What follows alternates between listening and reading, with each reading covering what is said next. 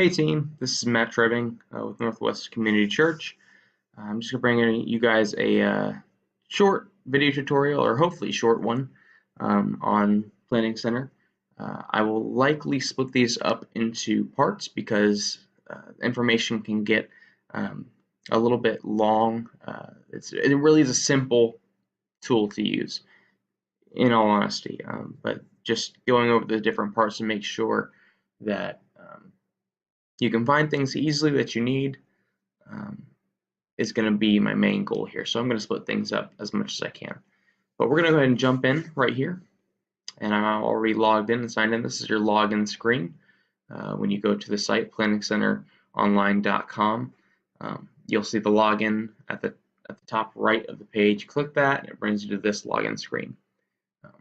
Likely, if you're watching this video, then you have been accepted onto the worship team, and I have your email, so you are in the system, but you might not have set up your account. So if you've not done that and you're trying to poke around in Planning Center, you won't be able to. So email me first and say, hey, I need you to send me an invite to Planning Center, and I can do that, and you'll be able to set up your password and get going. Let's jump right in. When we log in, it brings us to our main dashboard, which is under the Plans tab. You can see that's actually, I guess you can't call it highlighted, it's low-lighted, low-lit, I guess, in green there at the top. That tells us we are in Plans. And you can see a couple things here. For me, I'm seeing middle school, youth, and Sunday mornings. These are things you won't see. This is in an administrative view. You will definitely see, though, my schedule up here. And I'm going to actually expand that because it was minimized. This is going to show you everything you were scheduled for on Planning Center. And that's not just for middle school youth. You're going to see things like, see, I've got Sunday morning worship here, which the Sunday morning worship ministry is a separate ministry from middle school youth ministry. If you're part of Lights team, or you are on sound team, or a youth sound team, then you are going to see that here as well. It's just a cumulative view of everything that you are scheduled for a quarter or a certain period of time.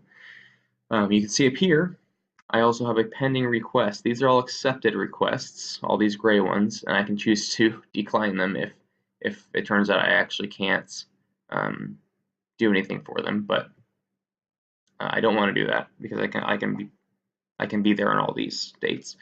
But I've got a pending request. Additionally, I can also accept all here at the top. I don't need to do that because there's only one.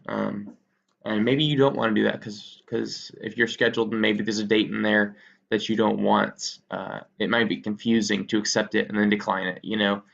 So definitely take a look through all of your schedulings before you accept and decline.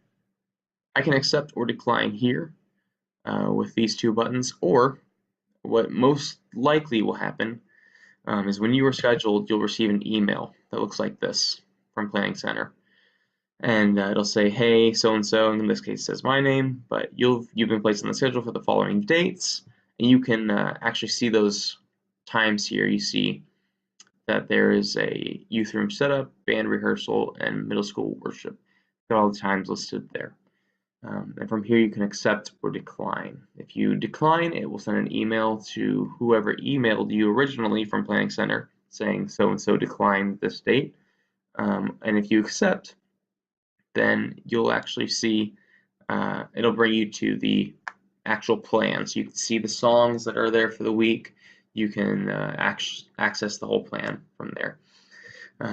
Anyways, I'm actually going to go ahead and accept this because I am going to be here that week. So I'll accept it. And now it shows up way down here, April 15th, as one of my accepted plans. Let's go ahead and minimize this because we don't need this anymore. Oh, actually, one thing. From here, you can also click on any of these plans and it'll take you to a plan or to the selected plan. You can see whatever plan that is and what's scheduled for that weekend and your fellow team members. Let's minimize this. The second thing that is really important here on this page is actually the calendar. You can see here that it, for me, is listing all the dates that I'm scheduled for and any upcoming rehearsals. You can see that last week we had a rehearsal on the 8th, that's a Thursday, and yesterday, the 11th, we had Sunday morning worship, and I was scheduled for that. So you get those green markers there. And you can see I'm also scheduled for middle school worship on the 25th and the 18th. So those are all going to be marked there. You will also see blocked out dates here. Let me show you that real quick. So if I skip ahead to April, I have 2 blocked out dates, actually 2 Sundays in a row. It's kind of crazy, but it is Sunday, April 1st, which is April Fool's and Easter, by the way. That's crazy.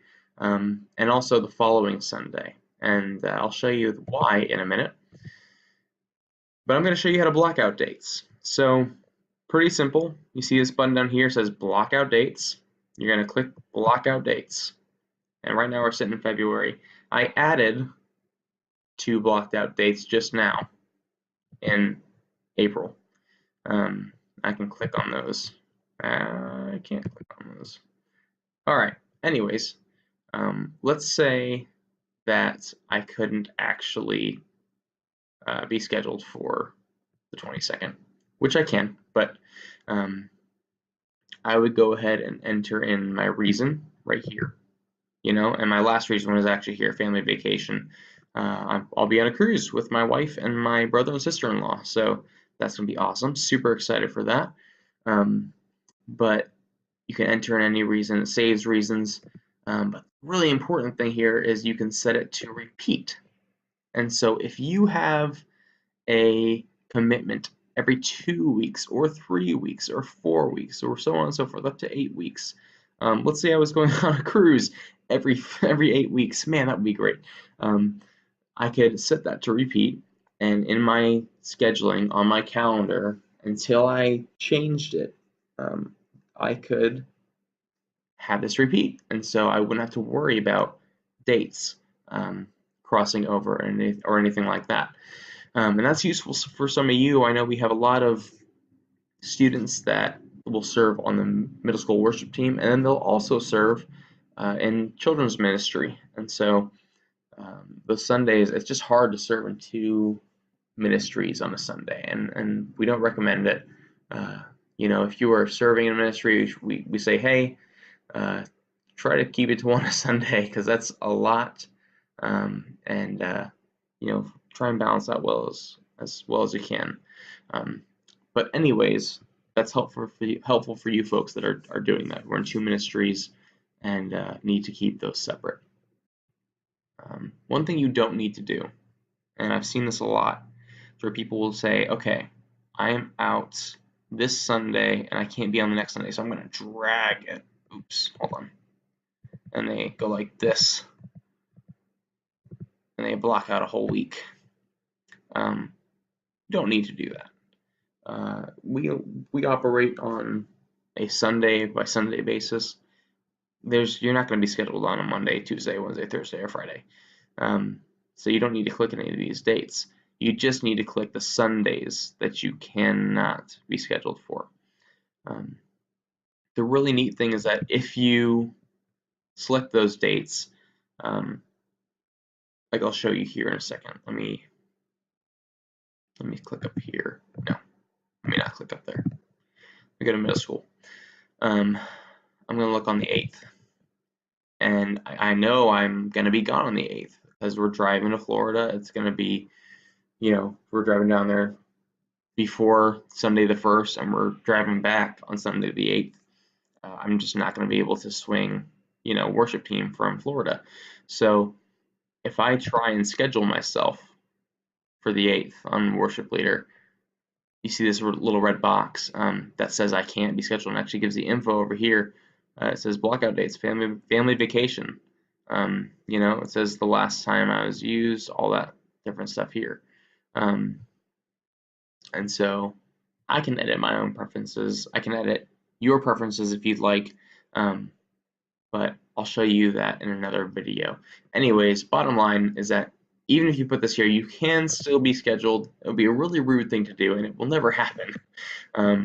But whoever is doing the scheduling will see this. They'll go, oh, so-and-so cannot participate because of this thing that they have going on. They are blocked out for this weekend in this ministry.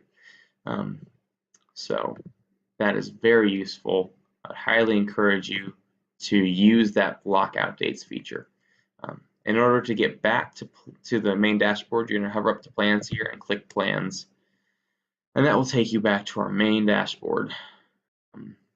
And that is all you need to know for this first part. That is the Planning Center dashboard. I'll see you guys next time in the next part, and that will be the actual plan view and everything to do with plans. But until then, guys, enjoy this video and email me with any questions you have. Thanks.